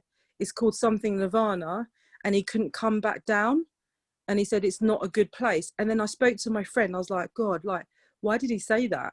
Who does yoga? And she said, don't go there. That's called the third eye. Is it the third eye? The third eye. And if you open the third eye, that's really bad, Vanessa. Don't do that. Don't do that. Honestly, Agnes, it freaked me out. And that's what made me get into a really dark place. And I was like, why is this happening? Don't know if you can shed any light on that. I'm really sorry for waffling, guys, but that's my background, because it's not. No, you're not I obviously waffling want it. my I SP, mean, and I feel like yeah. you know, when I listen to you guys, I think, yeah, you know, he's here, da da da. And I know my mental diet can be a bit like the feeling side, because I know it's the feeling that attracts it, you know. Yeah. Sorry, I'll let you speak now. No, it's, look, I think as you work on stuff, it doesn't mean nothing ever comes in, you know. Like, I saw something about a week ago that someone had written about me, and I came across it purely by accident because I was looking for something positive that I wanted to respond to. And I saw something and I went, whoa, okay, that is scary. Like, that's scary. That person's mental health is scary. Anyway, I thought, okay, rather than getting offended by it, I sat and I just said, please, God, please help that soul, because they are in such a bad state. They don't even know me, and they're making like comments on some site. And I just thought, wow, poor soul. And also that you spend your time on your little computer in your little house doing that. Like, what? Yeah. That's like, I really did. I sat and I said, please, God, help that person's mental state, because I just felt, I know what it's like to be in that place of darkness where you're vomiting at somebody. Before, you'd vomit at somebody in the street or in the car, but now you can do all this online. So it was like, I just thought, wow. And I didn't actually take on the abusive, what they said, because what I think about me is more important than what they think about me today. So it didn't hit me like an arrow, but I was a bit shocked, thinking, wow, that you would spend your time doing that. I actually felt quite sad for that person, and not sad as in, oh God, I feel really sad. I just thought, wow, that's a bit sad. And I just thought, right, I'm going to sit for a second and I'm just going to radiate love out to that person. And then I haven't thought of it since, because until you started talking about this. So Radiate love. Oh God, honestly. Yeah. So I need to do that, because I'm so angry. Like, of honestly, course, and there's it's nothing wrong consuming with all my energy. Yeah, and there's nothing wrong with being angry. You're human. It's a human emotion. You're not a robot. You have reactions sometimes. No biggie. Just go, you know what? I'm going to take my pillow tonight and I'm going to yell F you into the pillow about 15 times and scream into the pillow. Nancy and I have done this many times in our life. And you get the anger out of your body. Well, it's energy that needs to come out. So just blow it off. Go and run, go to the gym, you know, take whatever you got to do something to get the energy out of your body. It's all right. Okay. It's all right. And once you've done that, then radiate love. Radiate love after. Okay, I'll do that, because I know that they've had, like, last year, there's some committed suicide. But to be honest with you, I'm just like done with it, because it's always something. It's been like that for the last 17 years. This was the icing on the cake. So I was like, come on now, you're messing with people's lives here. You can't be doing that. But my thing was that the third eye thing, because my friend really freaks me out with that. Do you think, and I don't know if anyone else has an opinion on this, but the more that we meditate, that this can be dangerous for us? Look, I've been meditating. Brilliant, thank you. Because I was I'm going to say what I have to say, and I'm going to call Nancy, because her and I have been meditating for a long time. You know what? It's like, okay, you know how people comment on the Bible, and they comment on the Quran, and they comment on politics, and they comment on religion? Everybody's got their opinion, and it's never the same. Okay? So I'm telling you, I've never had that experience. Never. Now, have you meditated for quite a long time? I've meditated since my 20s. I'm 53.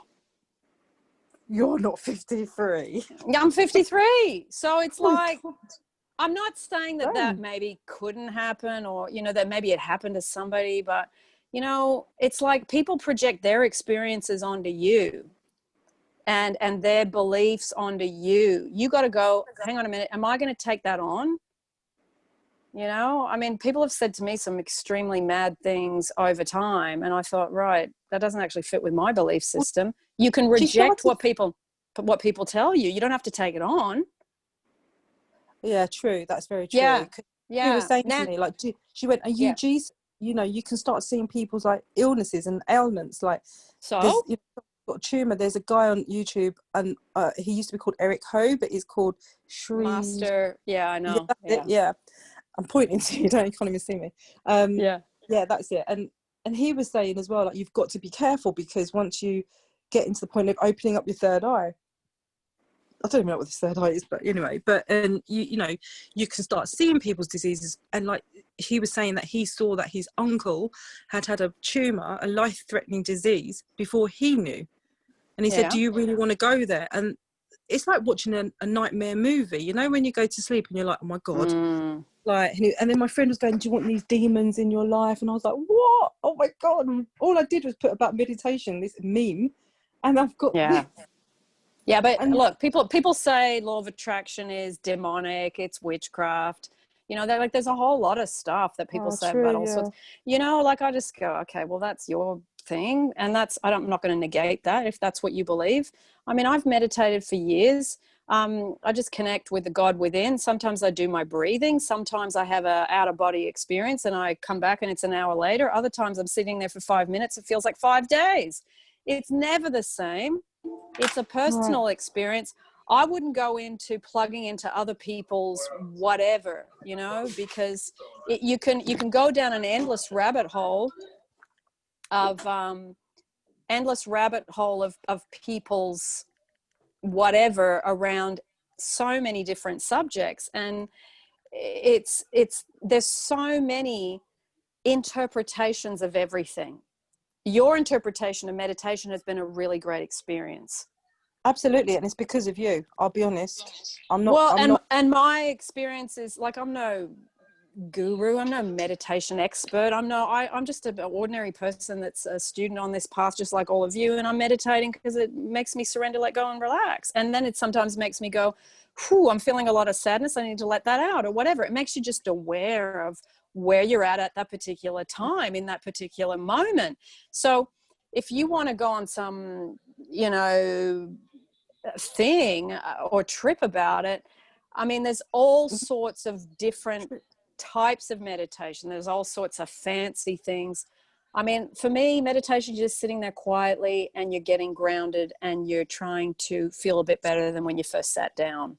Like, you don't have to have these grand things about meditation, I think. Nancy, what do you reckon about this? Nancy meditates a lot too. Yeah, I meditate a lot, and I have been for the last 20 years. And so meditation is, I mean, Agnes speaks about this all the time. Thank you for asking me the question. It's an honor to be here with all of you as well. For me, meditation comes in many forms, and, you know, there's different.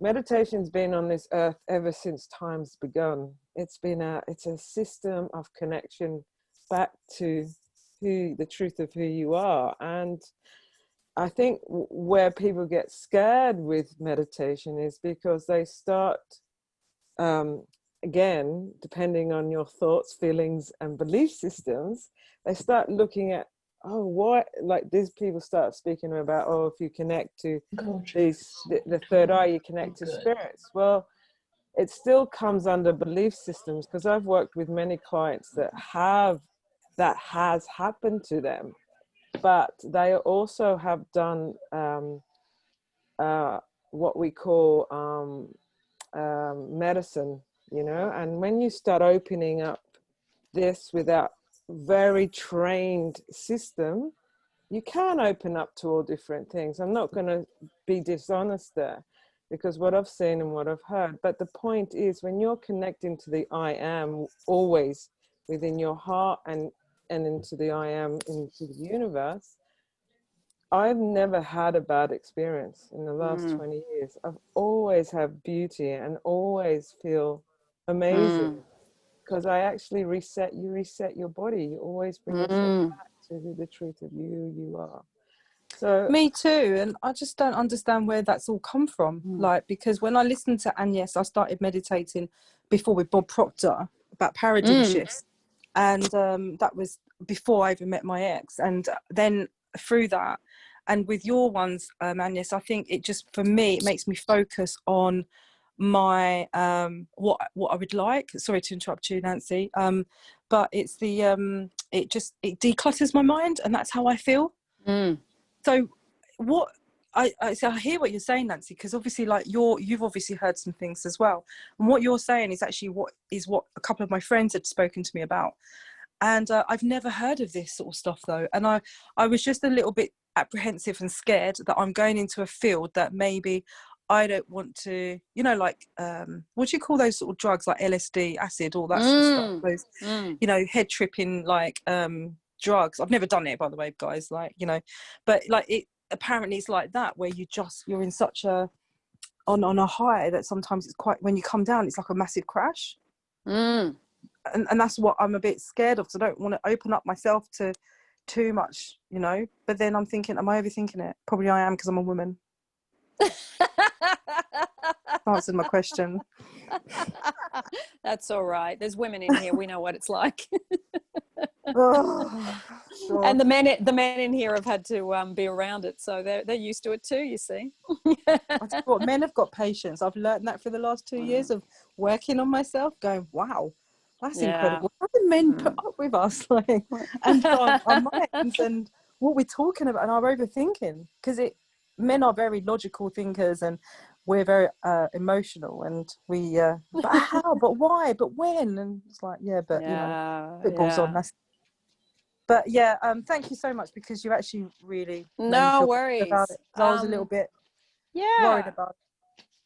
I mean, you know, just go off your experience and just, you know, do it a meditation at a time. I mean, some people do go off on some trip, as in, you know, and then meditate and maybe that's not a good combination. But yeah, I can't speak for that, because that's not a combination I've ever tried. So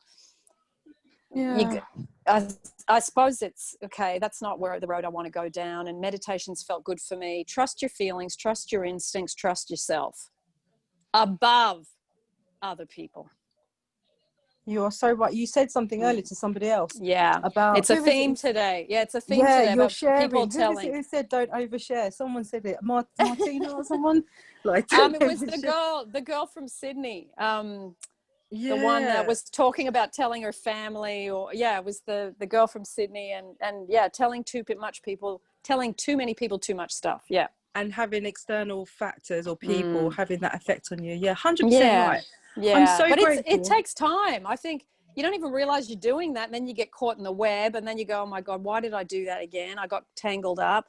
And then you pull out, you get your sea legs back, you work on your self-love, you meditate again, you feel better, then you look back at that and you go, God, I'm not going to be talking about that. Honestly, it just felt like my whole world was just crashing, like crashed down this week.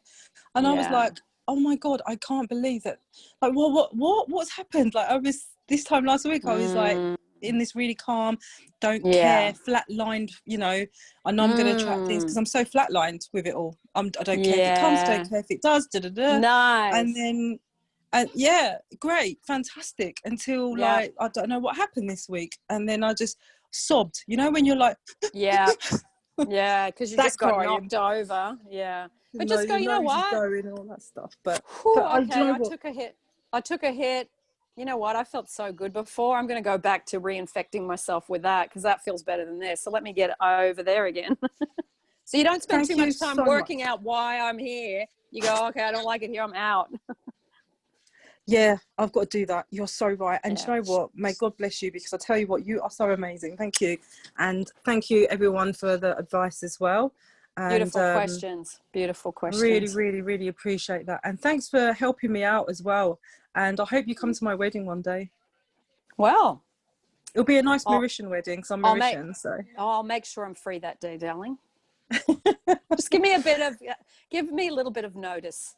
Okay, I will. And the dog, someone's got a dog that is really cute, by the way. So have a nice evening, guys. I won't stay for long, but I am going to stay for a little bit to listen in. But I'm actually DJing with somebody, and I've just nice. No worries. Yeah. You come and go as you please. I don't nail people down in these Q&As. Come and go as you please. Oh, thank you. Honestly, you've made me feel so much better, and I've been holding this in Thank Good you. I really stuff. appreciate it. Good Thanks, stuff. Nancy. And thanks, everyone. Thank you. At the Sugar Heart, yeah.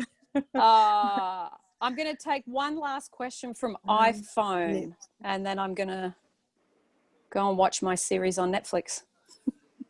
Hello, Agnes. This is Moon. Yeah, it's my new phone, so you don't see my name That's there. all right, darling. I saw your little thing, so no problem. Go ahead. Yeah, so the situation is my mom is COVID positive, and for last more than 10 days, she is in ICU. The situation is not getting better. I'm doing my work, but it's not getting better. Sometimes it goes really bad, and then some improvement, but it's not getting better. And every day we're spending like $1,000 because she is in private hospital in Bangladesh. Okay. So that's very expensive too. Okay. Yeah, this is the situation. And what I'm doing now, I'm doing a imaginary scene where I see my mom is here in Canada with me. And sometimes when I work, I feel like I'm hugging her, or when I'm at the kitchen, I feel like I'm hugging her, like I'm living from the end. And also sometimes I do healing work. I send the healing energy from my body to hers. And also I do affirmation with gratitude. I'm so grateful that my mom is healthy and happy again. Yes. Yeah, these are the works I'm doing, but it's not improving. That's one thing. And also we're very worried about the money part. Yeah. I try to ignore this. Most of the time I do. Sometimes I can, because my friends, my relatives always call me. And also once a day I talk to my mom. When I talk to her, I can ignore that. Okay. And this is the situation. I think you're doing a really good job under the conditions you're in. Okay. I think you're doing lots of really good stuff. Mm-hmm. Okay, I think keep image of your mum as a healed. See her walking around, hear her voice say, "Oh, I feel so much better." Now, she doesn't talk to you in English. Hear her. What language does she speak to you the most? Bengali. Okay, Bengali. hear her in Bengali, in her voice, telling you, "I feel so much better." And I'm walking around, and hear her say it over and over and over. You've got to infect yourself with her being healed within you. You're dissolving the part of you that sees her as sick. That's what you're dissolving in you, like Dr. Hugh Len did with the people in the hospital in Hawaii. You've got to dissolve the part of you that holds the person as still sick. Now, that's easy in theory, but when you're emotionally attached, of course, that's not the easiest thing, but it's possible. Keep holding. Possible. Yeah, and you've already started to do it because you know about this stuff. So well done to you for the bit you've done. So keep saying, "I'm so grateful my mum is healed. I'm so grateful my mum is healed. I'm so grateful my mum is healed." And then when you start freaking out, you do the Ho'oponopono. "I'm sorry. Please forgive me. I love you. Thank you." Over and over. Do not let your mind hop into, "My mum has COVID and she's not getting well." You've got to get out of that. So try and just keep jumping across to here, jumping across to here, jumping across to here. And because you've said this in this Q&A, I would ask everybody to hold, I don't know your name because it's got iPhone. My name is Moon, M-O-O-N. M-O-O-N. Moon. Can everybody just spend 5 minutes tonight when you go to bed or when you get up in the morning, depending on what time, just spend 5 minutes that we hear from Moon that her mum is well. So we're going to do a collective conscious creating for you so that it helps you, backs up your energy a little bit. Thank you so much. And what about my friends and relatives? How do I ignore them, or how do I deal with it? You say to them, "We're not doing that. We're doing this." And you tell them what you're doing. You say, "I don't want to hear the disaster movie anymore. We have to help mum by collectively focusing on her being healed." And you shut down the conversations of sickness.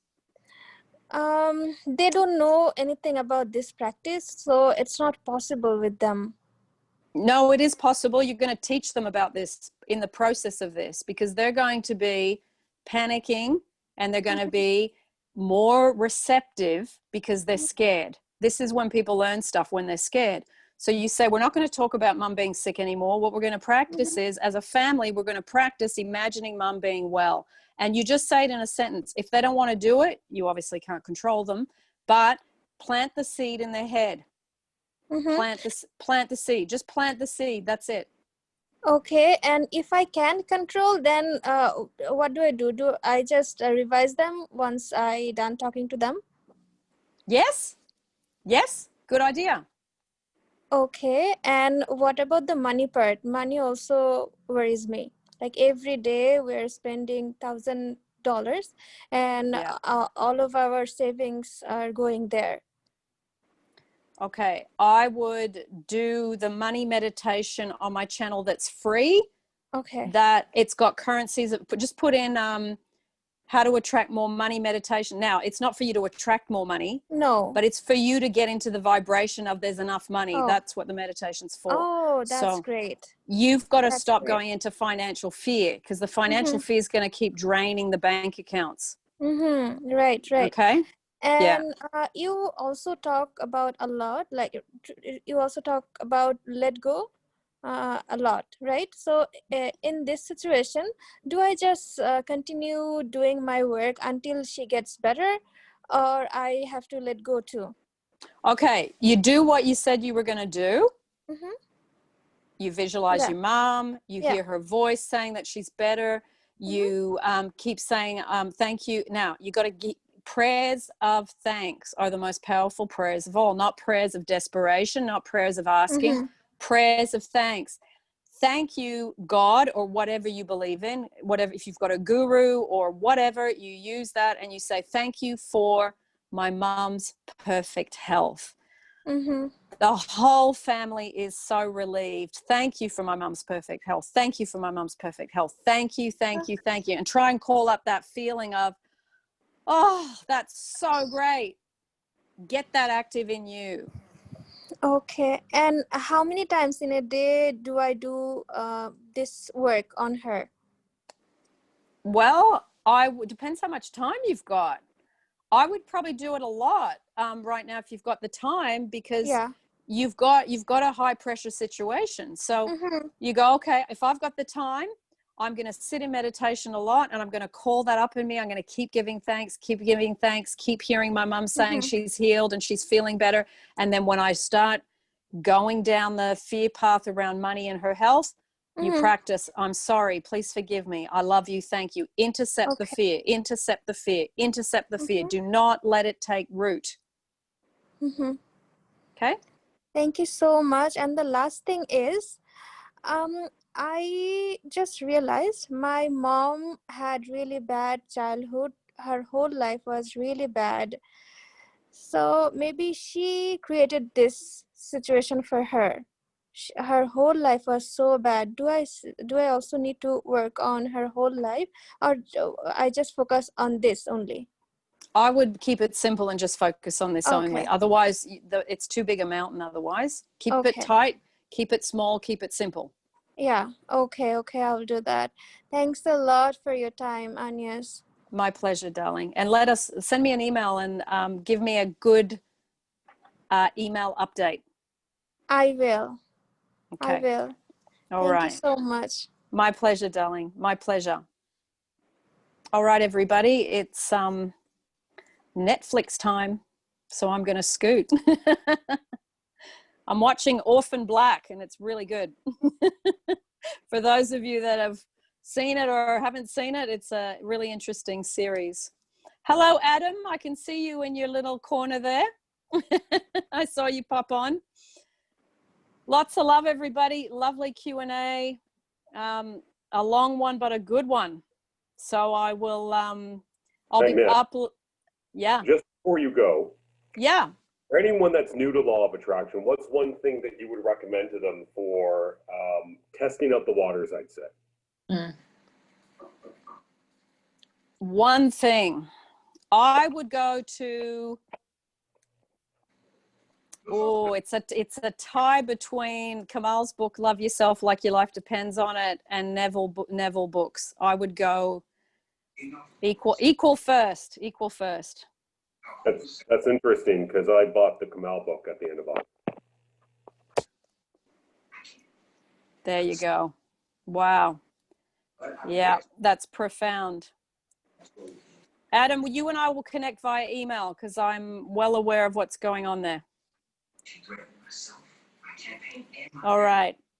Lots of love, everybody. And I will see you all in the next YouTube, and I will upload the Q&A video for the October sessions in the next few days. Thanks everyone for joining in, and thank you to everyone that threw in their bits and pieces in the chat and also verbally. Lovely conversation and such amazing bits and pieces. So thank you so much. Thanks, Agnes. You can unmute yourselves to say bye, everyone. Bye, everyone. Thank you, Nancy, for coming to visit me. Bye. Thank you, Agnes. Bye. Do it in a Scottish accent, Agnes. What's that, Josh? Do it in a Scottish accent, and I'll let you go. Scottish accent. Okay. My Scottish accent's terrible. I got to talk to Scottish Joe. Scottish Joe. No, still not doing it. Right, good night. It's not. Good night. I'm coming to get you, Josh. You wait. Yeah, man.